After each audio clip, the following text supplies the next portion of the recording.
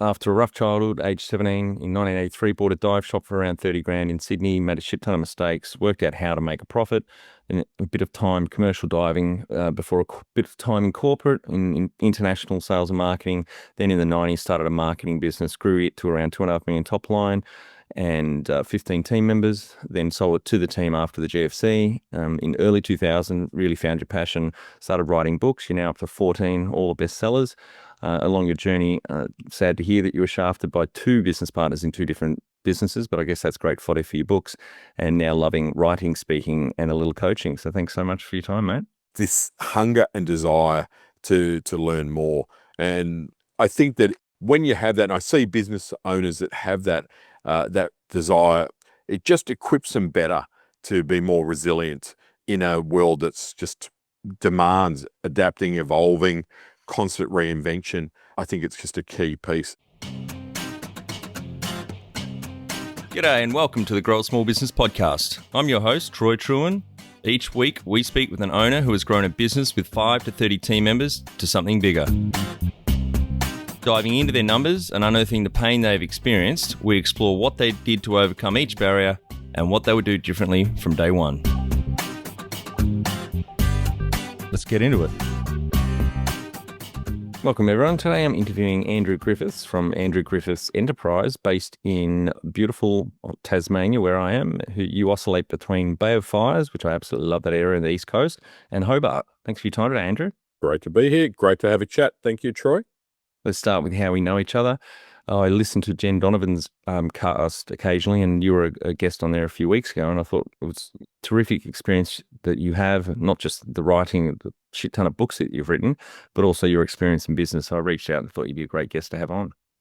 Perfect. Yeah, thank you. And always nice to be able to have a podcast episode with a fellow Tasmanian, I might add.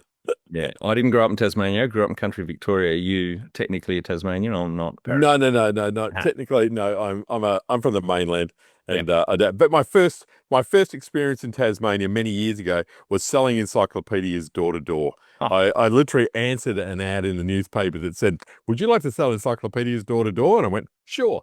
And that afternoon, I was on a plane from Sydney down to Hobart, and I spent 6 months traveling around Tassie selling lots and lots of encyclopedias. And that's when I fell in love with the place. Wow. Yeah, it is beautiful. We'll tell our audience a bit about your business, what it does and how it makes money. Today, I'm predominantly, I'm a commercial writer, so I write business books. And really about how to be more successful in business is the main thing there. And I've written 14 books now, 14 best-selling books. So that's a huge part of my revenue. I'm also a speaker, and as typically kind of goes off the back of the books, I tend to be talking about what my latest book is about. And now I've done about 1,000 presentations in 25 countries around the world over the last 25 years or so. Do a bit of coaching, media work, etc., around business, with a bent towards small business in particular. That's kind of my passion area, and yeah, that's the main area. So that's probably the best summary of it in a nutshell. Right. Well, we'll link through, I guess, to your Amazon page about you, which will list all your books, if there's 14 of them, but maybe just give us an idea on some of the topics that you've covered in those books. So I started writing with a publisher called Allen & Unwin, and we did the 101 series. So the first book that I wrote was 101 Ways to Market Your Business, which is 25 years ago now. And ironically, it's a book that I'm going to just simply republish as 101 old school marketing ideas. Because now I look at it and I go, oh God, I still tell people to get a fax machine, and that's a thing. You put paper in one end and it comes out magically in another place. Who would have thought it? So I've written books about how to advertise your business. I did 10 or 11 in that series: advertising, customer service, selling, all those kind of areas. I wrote a book, which is the cornerstone of their small business books, was called The Big Book of Small Business.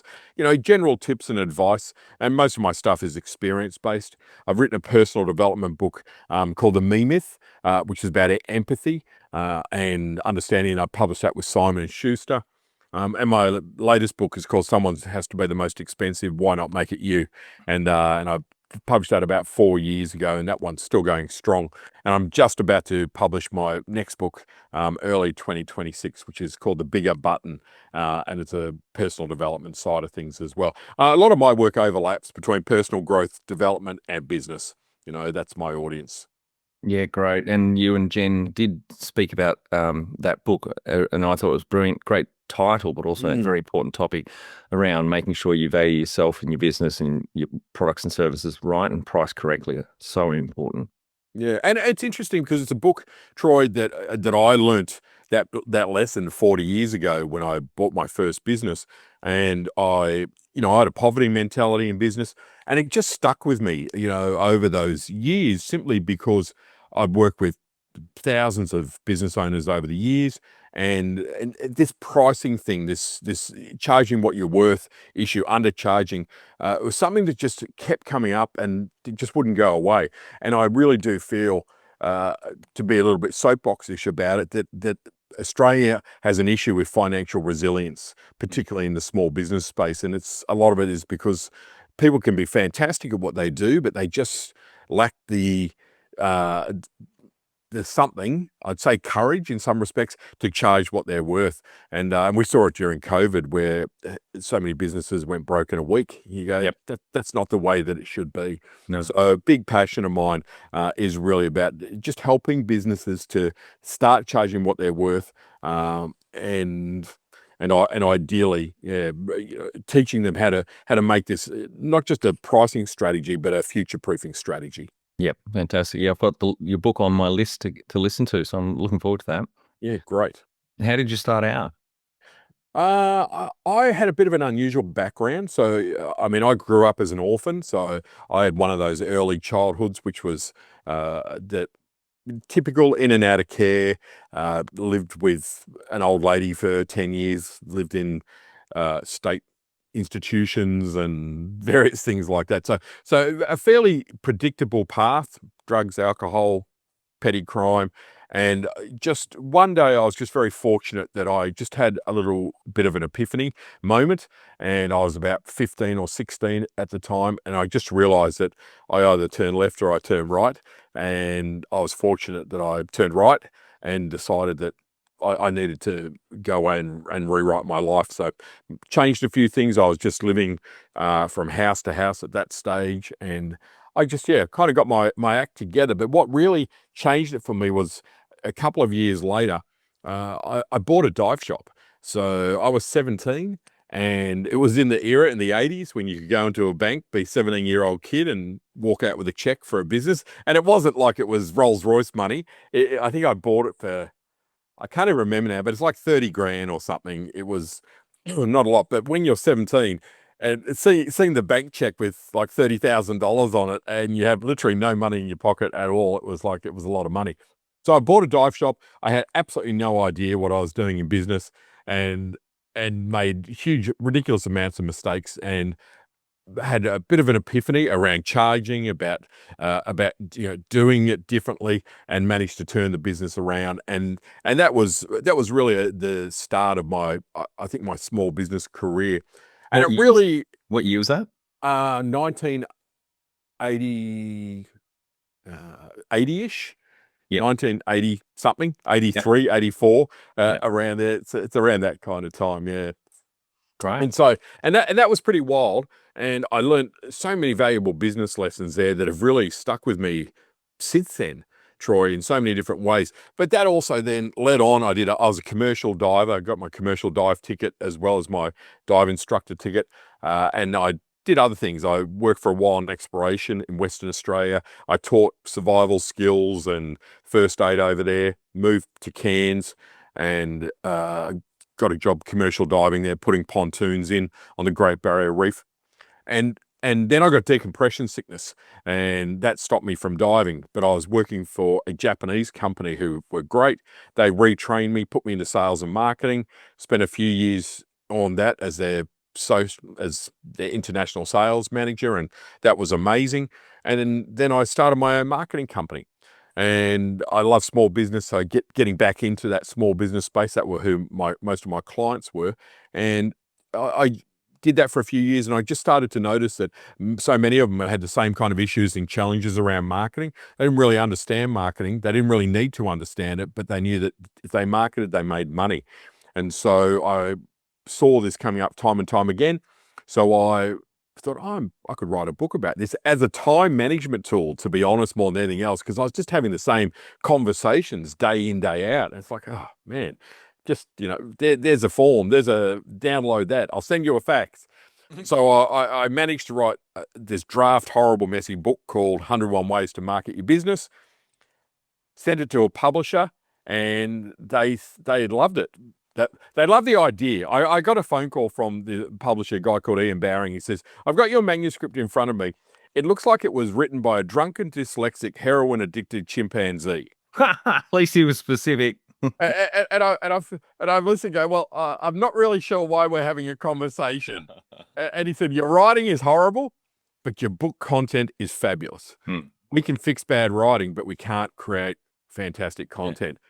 And that was a wonderful beginning then. And that's what started my career as a writer. That was 25, 26 years ago, and all that then entails in terms of, speaking, et cetera, that we covered a bit before. And that's it. That's me in a nutshell. And so you keep saying that. I keep flashing that scene in Austin Powers where do you want to know about me in a nutshell? I don't know if you've seen that. Yeah. This is me in a nutshell. Yeah.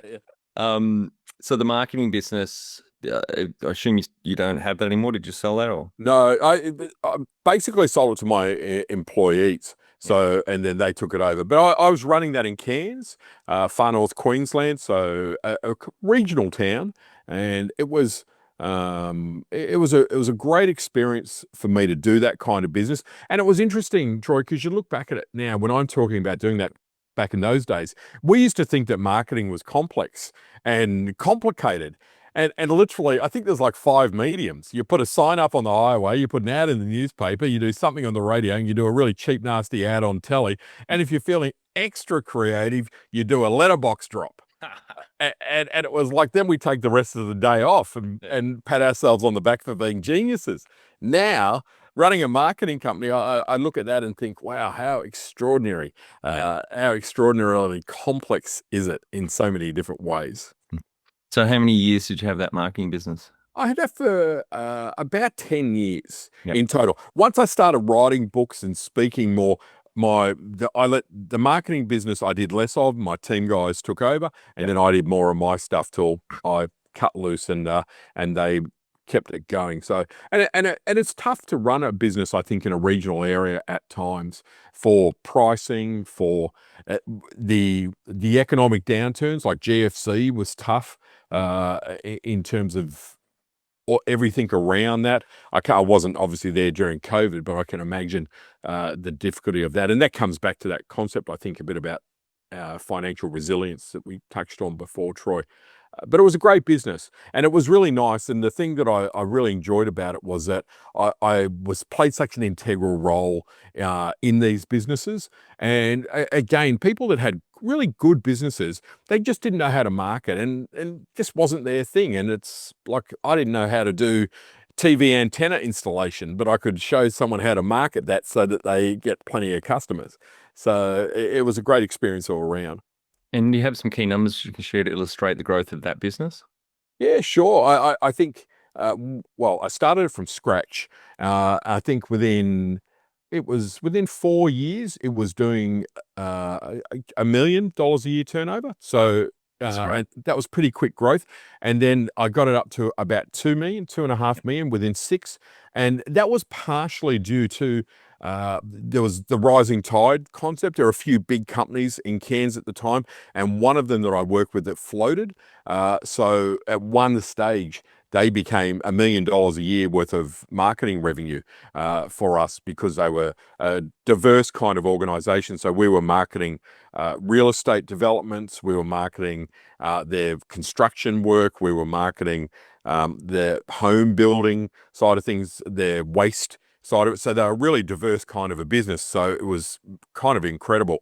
And it was a really interesting lesson to learn there, because we had all of our eggs in one basket for a long time with that particular business, and they did go broke, which caused us all kinds of grief when that happened. So, but it was a meteoric kind of rise. I had about 15 staff, couple of graphic designers. I had client management, different roles, accounts, all the rest of it, which was a big marketing company for a little place like Cairns. Yeah, definitely. So was that around 15 FTE? Yeah. Yeah, Yep, that's yep. great. Yeah, pretty big. And but as you can tell, it was one of those things there where rapid growth, employing, really, did you make as much money out of it as that? And you can do the numbers when you start thinking about 15 salaries and all the rest of it. So there was a good profit margin, but we had a tiger by the tail in terms of growth and in terms of a majority of income start coming from one client, etc. So it was a big learning lesson in all of that. And ultimately, we led to quite a downsize afterwards, but it was an interesting piece for me because when I downsized after that big firm went broke, that's actually when I started to make real money. That's when my business got really more profitable. I didn't need as many team, and I could manage it, and I could do what I do best, as opposed to trying to manage the business, which wasn't necessarily my strength. When was the moment you felt like you had succeeded? I, I, I guess there's a couple of different ways in that business or overall. Just overall, yeah. I always said to my accountant that my mark of success to me was when I could buy a Maserati. That Mhm. was some ridiculous kind of little, what would you say, line in the sand for me. And it was probably about 15 years ago where he rang me and he said, "You can buy your Maserati if you want to buy it. You can afford it." And I went, "Okay, beautiful. I'm not going to buy a Maserati. Yeah. I don't want a Maserati, but I wanted to know that I could." Yeah. And so that element was the financial piece was there. But I think in terms of success overall, I think I don't know, Troy, I've had so many experiences that I mean, I've worked with Richard Branson, I've worked with the European Union around the UK, I've done work with Tim Ferriss, I've just done I've been so fortunate to have so many extraordinary experiences, whether it's helped raise a couple of $1 million towards a homeless shelter and to be there for the opening night of that. I feel very, very blessed. And out of all of them, I know it always sounds a bit cliche and good to say it, but the financial successes really pale a bit into insignificance compared to the bigger ones. Even like for me now, real success for me, I feel I get less satisfaction out of my own books being successful than I do out of when I help someone else to write a book and they launch their book for the first time. That to me is this beautiful sense of success. Well, that's the next question. What does success look like to you? So sounds like you've answered that. Yeah. I think so. I think so. Great question for you. Number one thing you'd recommend to marketing a fast growing business? I think the number one thing from a marketing point of view for fast growing for any business is customer proximity, and do not lose that connection with your customers. I think that we underestimate how significant and how important that tightness is. And this customer proximity point of view being get as close as you can and stay as close as you can to your customers, because we often look at our customers in a way that is purely as a commodity. And I think these days our customers have so much more that they can give us in terms of product development, in terms of resilience, in terms of support when we need it. A question that I ask my clients now when I'm coaching, I say, would your customers fight to save your business if you needed them to? And hand on heart, not very many people can say yes. And I look around the world for businesses where I know people will. They turn around and go, "Yep, if this business needed us to get behind them, we would." And that's the kind of thing that customer proximity gives you. I think when you have such a strong relationship with your customers, that everything else pales into insignificance. Now, is that traditionally marketing? maybe not, but to me, my marketing then needs to reflect that. My marketing needs to be built around that. I talk to and encourage everyone to say your marketing needs to be done in unison with your community and with your customers. And I think these days now more than ever, when it's so easy to lose relevance as a business, that's the risk. It doesn't matter how great you're growing. And I hear a lot of numbers around, seven figure this, 8 figure this, which to me is generally a pile of bullshit. And it really is. I don't care what your turnover is. It means nothing. Tell me that you're making 7-figure profit net, then I'll sit up and listen. But we're in a bit of a world that is focusing on fake numbers. So the way to overcome any of the ilks in business, to me, even pricing, is to have this really tight relationship with your people. If your customers will fight to save your business, they're going to sustain you through fast growth and all the issues associated with fast growth. They're going to sustain you through COVIDs. They're going to sustain you through issues internally with your business when the CEO's found to be embezzling money. Whatever it might be, that tight connection is ultimately what's going to save you, in my opinion. Absolutely. That's a really good point. It was yesterday I interviewed Jay Sapovitz. He's in the US somewhere. He's got a merchandise or a swag business. And he told this great story. It just blew me away. He said when COVID hit, obviously shit hit the fan, but he said he had a handful of reasonable sized clients, just without prompting, pay him for future orders, said, here's some money to keep you going. We want to make sure you're still here when we all come out of this. That's just phenomenal. Amazing.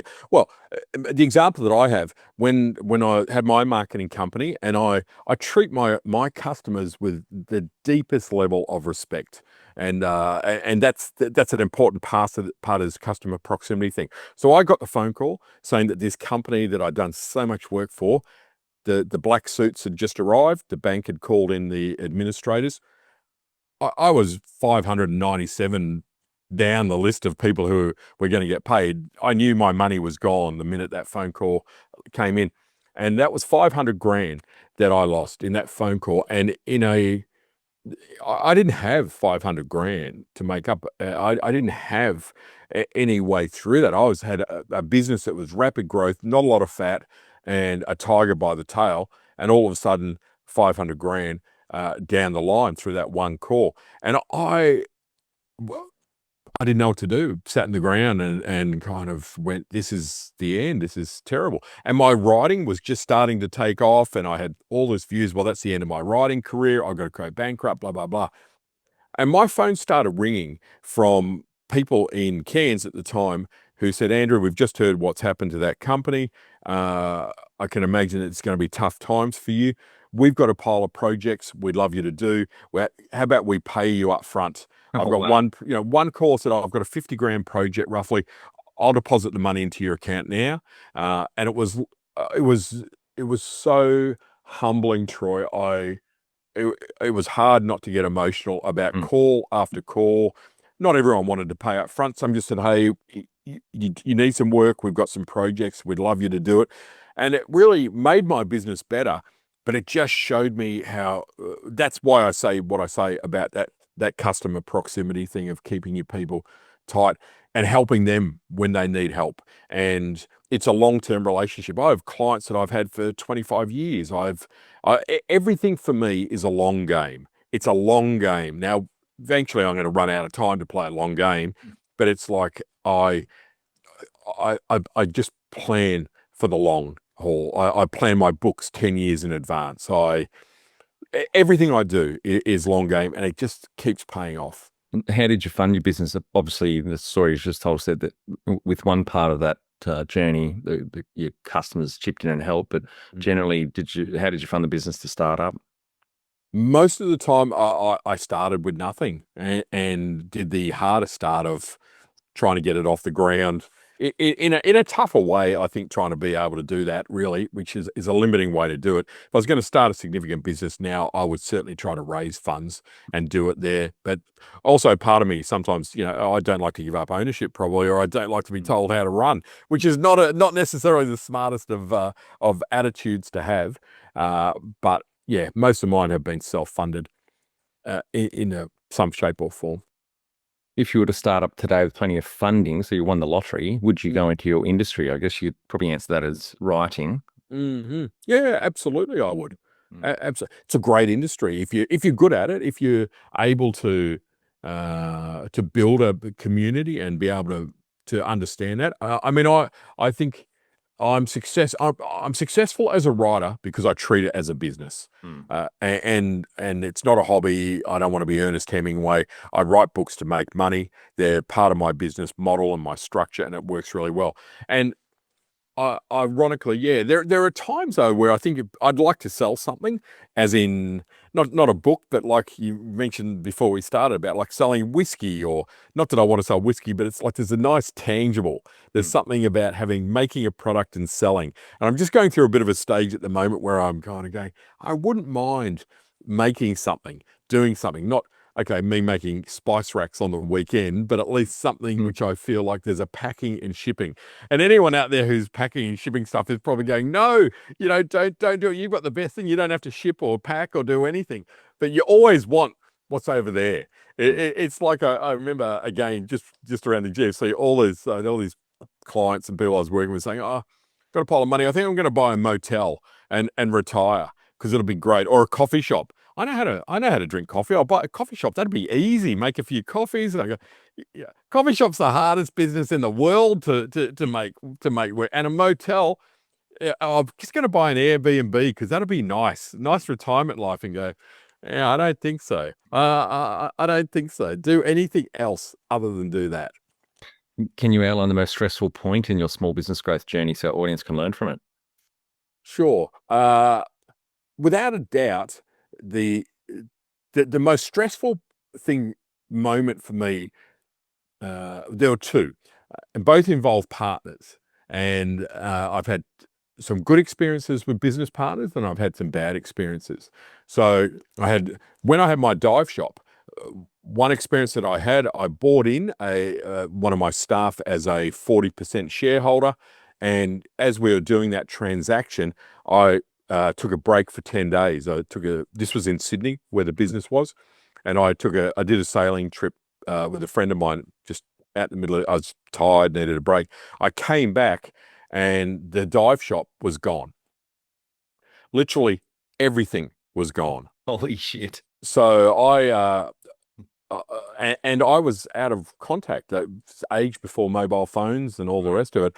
But what the staff member had done, had put a big sign up out the front saying we're renovating. He told everyone who was coming by that Andrew's on holiday, and my job as the new business partner is while Andrew's away, I'm doing a renovation. He ordered 300 grand worth of dive gear and did a huge sale. All of the accounts were in my name. All of the guarantees, director guarantees, were all in my name. Sold my boat, sold the cars, sold everything, and disappeared. I got back and literally walked into the dive shop, and it was tumbleweed rolling across the floor. And that was pretty stressful. And there was really no comeback because it was a civil matter. The only thing the police could charge him for was he took some of my mail.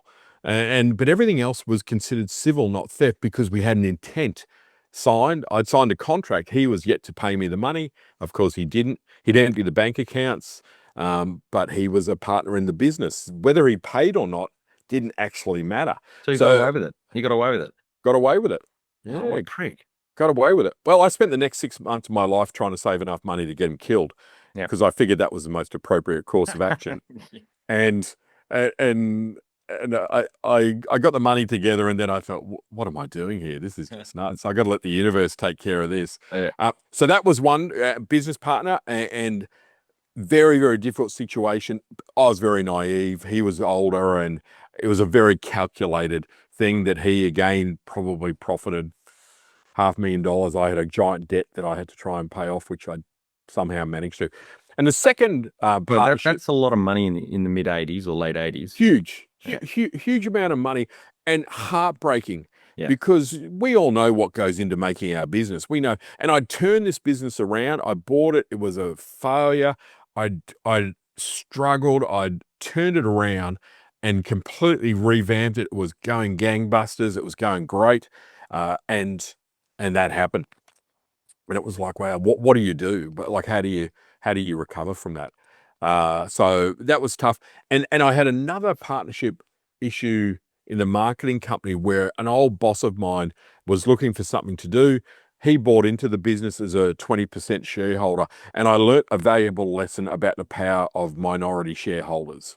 And again, a little bit of naivety because he was my boss, and I looked at him with awe. But then when he was working in the business, I realised the apprentice had outgrown the master kind of thing, and he was an old marketer, and I was kind of a new marketer then, and things got very, very difficult in terms of non-performance, uh, and I kind of boiled it down to really, hey mate, look, it's just not working. I'll give you back your money. It's been 2 years. Revenue, I'm generating $1 million a year. You're generating $60,000 a year, and we're drawing the same salary. You got to admit it's not really working. He took that really personally, and it turned really ugly. Lost a good friend, but it was very difficult to get him out. And that's a big lesson. I see people go, oh, someone's going to buy in for 10% and pay us 20 grand, 30 grand. Minority shareholders have just as much power as a majority shareholder. And I had to put the business into administration, external administration, and refuse to pay tax until I could pay him out. It was a really convoluted thing and very scary to put your business into the hands of a liquidator or administrator. And that was a big lesson. That again, I look at both of those situations. The first one, I was young and silly and naive the way I handled that. I should have been a lot more diligent around that. But I was burnt out. You make bad decisions when you're a bit fried and burnt out. And the second one, I again didn't do my due diligence about the power of a minority shareholder. And it's the old thing: plan for the divorce, not the honeymoon. That's the advice I give to everyone now. At a honeymoon, everything's going to be awesome, but plan for what happens if it's not. And just in doing that, it often helps to prevent it. Yeah, but in the shareholders agreement, surely you could have had the clause where the voting rights for shareholders. So it has to be like he had 20%. So there has to be, 20% of the voting power. You're right, but I wasn't really that. I trusted him, mates, that kind of element there. But it was also when it comes to things like liabilities, when it comes to things like tax liabilities as directors, when it comes to rules for breaking up a partnership, I say yes, he says no. I can't outvote him as an 80% shareholder, and I figured that I could. So it was a big learning lesson. It was a very big learning lesson. And as I say, Troy, there was a fair bit of naivety in there from my end. So I would do it differently now. Well, mate, I've had more than 30 business partners across 15 companies in 3 countries. And I thought I had a couple of shit business partners over the last 26 years, but you've just well and truly topped my experiences. And it is one of those things. I think if you're wise, and clearly you are wiser than me, you do plan for that. You have many more bigger discussions up front around what will we do if this doesn't work out, more so. And that's I guess the cautionary tale that I share with my people that I'm working with these days is around that. What area in business do you feel you've had to work on the most to add the greatest value? It's a great question. I think probably my leadership it would be it. I'm one of those kind of people that would say, Troy, go and open an office in New York. See ya. and that's my thorough briefing and budget plan and visionary statement and all the rest of it. So I realize that doesn't really work. So I've had to learn to be a much better manager when it comes to that. And that's without a doubt the biggest tool. What have you enjoyed the least about managing fast growth? The thing that I've enjoyed the least is that when I've been in fast growth businesses, either my own or as an advisory kind of role, I've really disliked it when I end up doing a lot of work that I don't really enjoy.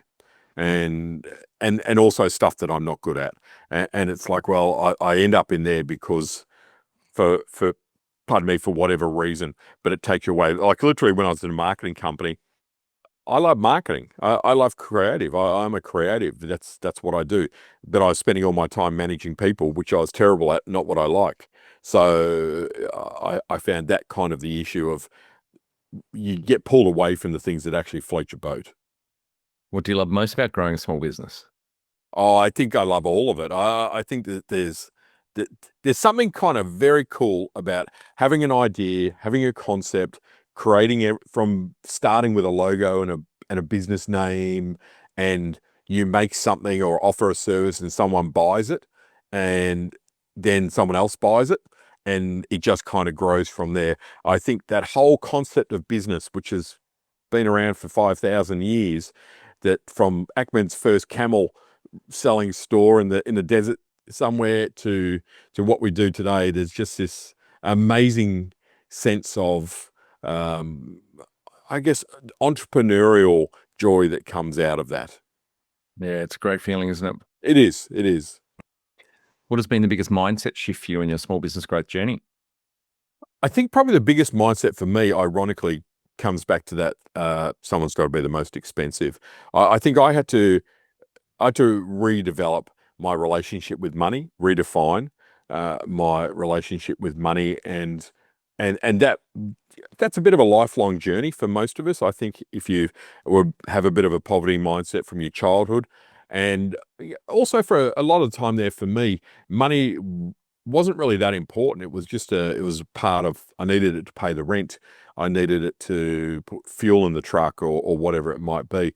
But I realized that I had to take more responsibility for the money side of my business. And that took a bit to really shift. So I had to take responsibility for the fact it was my business.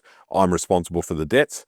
If it's my business, I'm responsible for making sure that it's profitable. I'm responsible to my customers and to my team and all the rest of it. And I think it took a bit of a moment for me to have that wake up call of step up and stop looking at that as, well, it's not really, the ATO won't chase you, or the someone you owe money over there. It's like they've got a family to feed, they've got staff to feed. So I had to grow up quite quickly around the concept of my relationship with money. The number one habit you think a small business owner needs to develop and maintain? I think the number one habit that is super important is that constant and never-ending learning. And I guess probably a lot of people say that, Troy. It's a big one, but I'm a ridiculously curious kind of person. I spend a lot of time learning stuff, and I get up most days and think I know less about business today than I did 40 years ago. And it's this hunger and desire to learn more. And I think that when you have that, and I see business owners that have that desire, it just equips them better to be more resilient in a world that's just demands adapting, evolving, constant reinvention. I think it's just a key piece. And there's so much smart stuff happening out there these days to read, to learn, to listen to podcasts, to go places and see what people are doing that's really smart in business. I find just extraordinary. Even during COVID again, looking at, that dreaded pivot word that we really don't like to use anymore. I've got a database of 1,500 examples of how businesses pivoted during COVID. And it's just extraordinary that entrepreneurial innovation that you just go, these people are amazing. Yeah, professional development, learning, so important. I do about 13 hours a week listening to audiobooks and podcasts on 1.5 or 2 speed. I'm just blown away with most owners I speak with hardly do anything at all. They don't listen. I know. It's just use your dead time in the car. Yeah. Are you a small business owner who is ready to take your professional growth to the next level? Sign up to the Grow a Small Business weekly newsletter. This is your go-to email every Friday and will take about 2 minutes to read. Join the Grow a Small Business community who, like you, are investing in their professional development. Each week, we curate valuable resources, whether it's expert advice, books, podcasts, industry insights, or actionable strategies. We've got you covered. Leave your email at growsmallbusiness.com/weekly. Can you talk to how you've added people to the team, some wins, mistakes, and advice for those listening? It depends. It's over the years, of course, whether it's be full-time people or whether it's been nowadays, like many of us, we have basically external teams in different ways. For me, one of the most important qualities that I look for in any team member is I want people that are coachable. I'm a business coach. That's what I do. I'm a teacher. I teach people about business. I do that stuff. I don't want to have an argument with someone every time I want something done. I employed a young Russian guy, and when I had my marketing company, and it was hilarious. I had a friend of mine who worked with us who was amazing. He was a Sri Lankan guy, and he really encouraged me to sponsor this Russian kid, and to get him on the team because again he was a smart young fella and all the rest of it. But every single request was an argument. It was a negotiation. I'm going, this is my business. Every time I ask you to do something, it's just hard work. And it really, really was. And he was my example. I kept him on, and I'm not really sure why. I think it's because his dad was a member of the Russian mob or something. Like his dad came to Australia and wanted to thank me for employing his son, and his dad walked in and there were like three guys, burly guys behind him, and he gave me some bottle of $5,000 Russian vodka or something and thanked me for employing his son, who through a translator he thought would never never get a job. So I think I did the right move in keeping him. Yes. And then I was less concerned about making him coachable after that, and more concerned about making him like me. But whether I'm working with a graphic designer, website developer, PR firm, whatever it might be, I just really feel that I don't want to feel like I can't speak my mind. I don't want to feel awkward about giving feedback that's negative or whatever it might be. So I really love working with people that are coachable, and I look for that as a number one kind of attribute, because I think if you're employing people that are coachable, but still feel free to speak their mind and to stand up, then I think you build a really solid team. What are some of the things you recommend to building a sustainable and kick-ass culture to help with the growth? Yeah, great. Well, I think that's such an interesting question these days. The old mission statement on the wall doesn't really kind of cut it anymore.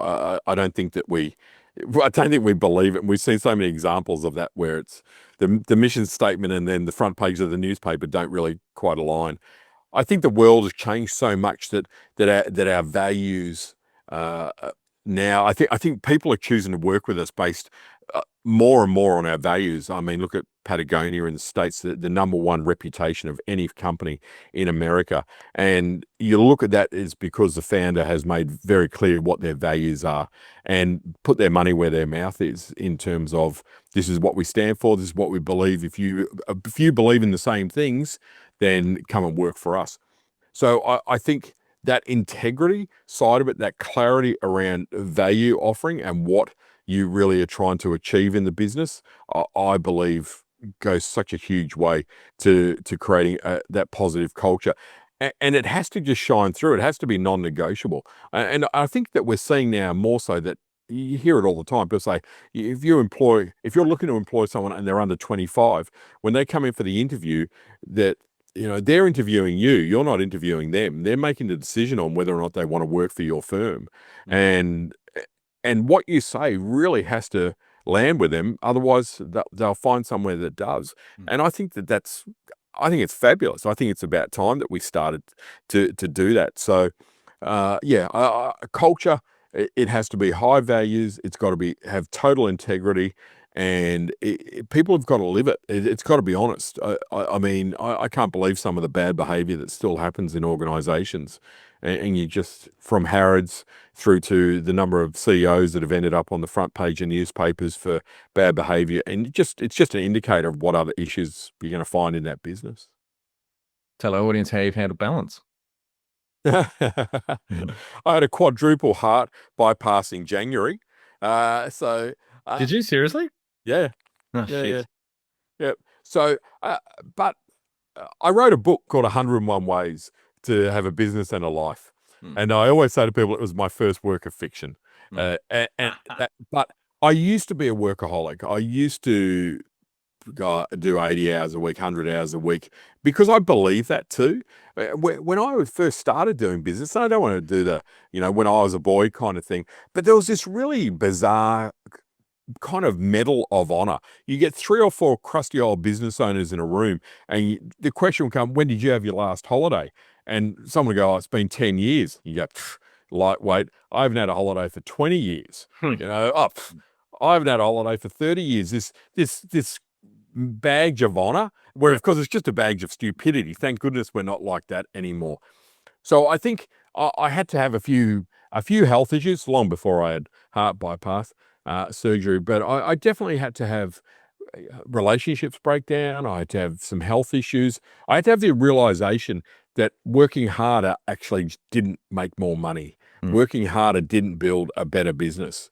And I think when I finally got that, I really started to get a lot more balance around that. And when my business moved more into writing as well, which is not something, I mean, you've got to be able to write books in a little isolated cabin on a beach.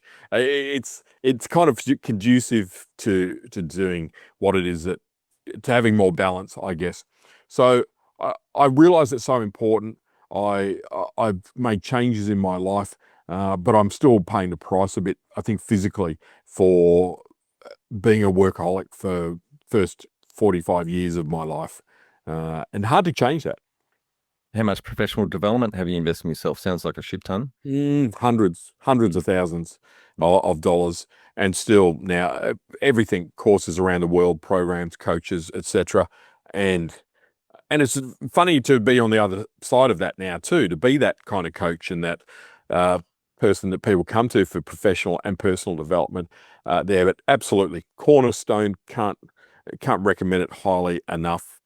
That's a big reason. I did a lot of work with Tony Robbins around money mindset and stuff years back, and that was really helpful for me. I know, love him or hate him, whatever people's views are, of course, of their own, but that was my first taste of professional development at a big level in a big environment. And then I realized how much I changed and what I took out of that. And then that really opened the door for me to work with other people. And yeah, every dollar spent was easily the best investment I've ever made. Do you have mentors along the way? I have had mentors in different ways.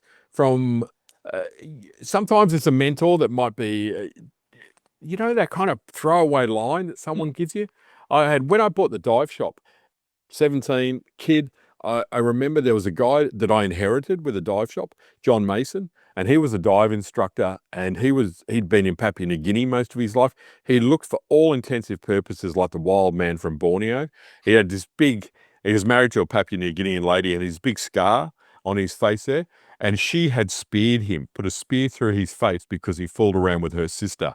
And she said, yeah, she's really good with a spear. She said, next time I won't be so nice. And he said, totally faithful ever since that thing. Anyway, he was a wild man. And I remember when I had the dive shop, I was a kid. I had the overconfidence of a kid. And he came up to me and he gave me a book. And he said, here's a book that I really found helpful when I was a bit younger. It was Dale Carnegie's How to Win Friends and Influence People. And I didn't really realize the message that he was trying to say is, you really need to read this book, young fella. And of course, I started reading this and going, well, I'm awesome with people. How do I need a pretty good sign that I needed to read it, right? And of course, he gave me this book, and he was magnificent with people. He was so respectful and so kind and so strong when he needed to be, and just all of these attributes that I saw in him that were not me. And to give me that book was such a fabulous thing. And I've read it every Christmas morning since then. So I've read it over 40 times. Wow. And that book is my little ritual. So I have mentors like him, and then I've had other people that have been incredible in terms of their advice and their wisdom, whether it be commercially or on life. My next door neighbour now in Melbourne, I would call him a mentor. He's 86 years old. He was a GP for 50 years, and he does 4-day, 5-day extended walks On a day hike up to Mount Wellington, 2 or 3 days a week.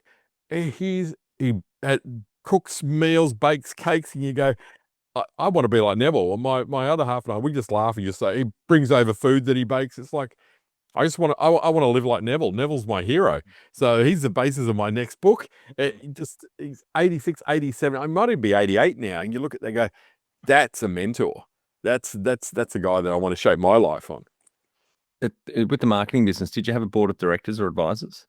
No, I had mentors. I didn't have a board of directors or anything formal like that. So You're one of the few we've had on that has actually exited a business. You got any advice for those listening about who are thinking of exiting one day? It's a big topic these days, right? And I look at that again. I think the biggest bit of advice I would have is if you have a buyer who comes along and is interested in that, just avoid the rush. And I've found I've helped a few people. One lady who ran a payroll company, and she was approached by Deloitte's to actually buy her business, and they pushed so hard for her to give them a figure in one day. We want to buy your business. We're a cash buyer. We'll give you one day to come back to us.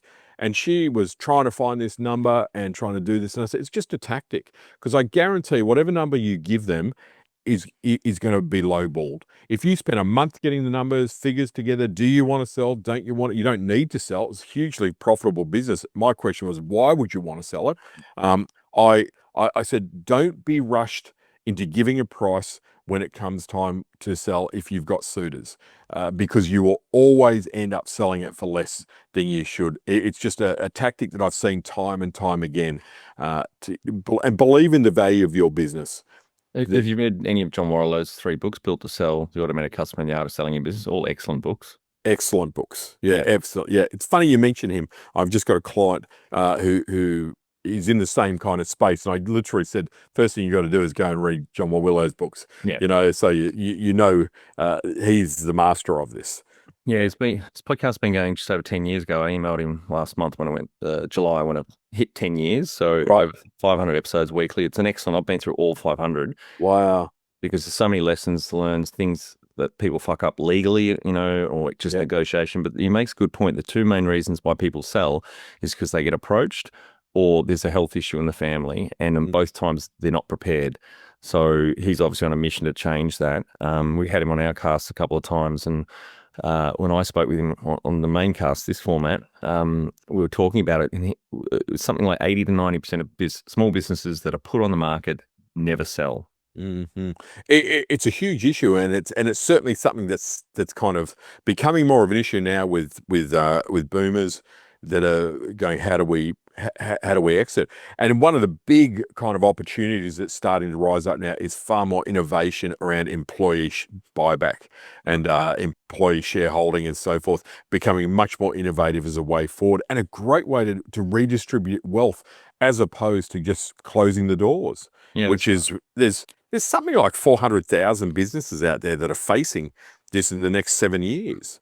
Well, I read a headline in America in the next 10 years, there's going to be 75 million businesses up for sale.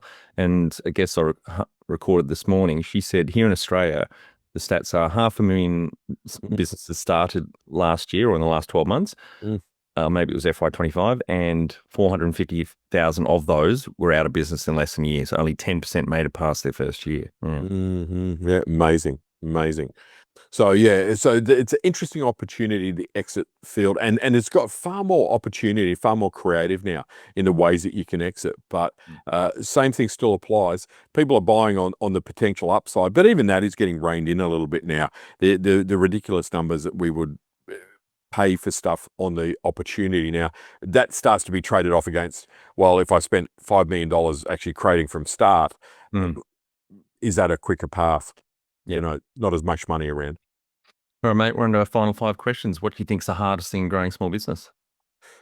For me, it was really around cash, managing money, without a doubt. Yeah, that was certainly in the early days. Favorite business book which has helped you the most? How to Win Friends and Influence People. Got to go for a classic. Yeah. Any great podcasts or online learning tools you use for your own professional development? I do. I've done a lot of work with Brendan Burchard over the years, and he's become a friend of mine. So I guess a lot of his particular work is in there. I don't really have necessarily a favorite podcast, but I listen to a huge breadth of stuff. And it's whew, yeah, cover a lot of ground. One tool you'd recommend to help grow a small business? I think your phone, and I would say, is to get behind it and be communicating with your people. Do this, share. Sounds simple, but I still encounter so many people that are just afraid of actually doing videos and coming up with ways of being able to communicate and connect with people. All Final very my- simple. Final, my favorite question. What would you tell yourself on day one of starting out 42 years ago? I would say to myself that I've got to listen to my intuition. It'll steer you straight. It'll guide you every step of the way. A lot of the business mistakes that we spoke about that I made throughout the last hour or so, I knew I was making them. My intuition told me I was making them, but my intellect overrode it. And I'm a very, very big believer in the power of intuition as an extraordinary business tool. And back then, if I was more connected with it, it would have saved me a great deal of grief throughout the next 40 odd years. And money. Yep. And money and everything. Awesome, mate. Thanks so much for the chat. I've been looking forward to this. After a rough childhood, age 17, in 1983, bought a dive shop for around 30 grand in Sydney, made a shit ton of mistakes, worked out how to make a profit, then a bit of time commercial diving before a bit of time in corporate, in international sales and marketing. Then in the 90s, started a marketing business, grew it to around 2.5 million top line and 15 team members, then sold it to the team after the GFC. In early 2000, really found your passion, started writing books. You're now up to 14, all the bestsellers.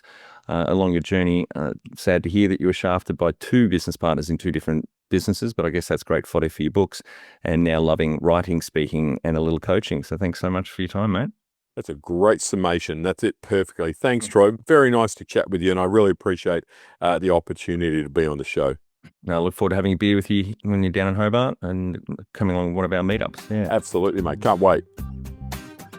That's it. Thanks for listening. Please leave a review in iTunes or whatever platform you listen to us on.